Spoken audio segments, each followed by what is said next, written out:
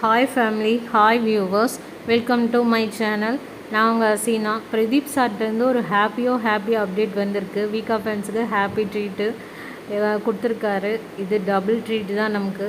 ஏன் double treat சொல்கிறேன்னா, காவேரி வீட்லேயே கன்சீவான விஷயத்தையும் சொல்லிட்டாங்க. விஜய் காவேரி தான் முக்கியம்னு சொல்லி காவேரி கூட வாழ்கிறதுக்காக அவர் வீட்டை விட்டு வந்துட்டாராட்டிருக்கு. அதை பார்க்கும்போது இதுக்காக தான் தலைவா வெயிட் பண்ணிகிட்டு இருந்தோம் அப்படின்னு சொல்லி ஒரு அப்டேட் கொடுத்துருக்காரு. ஹாப்பி.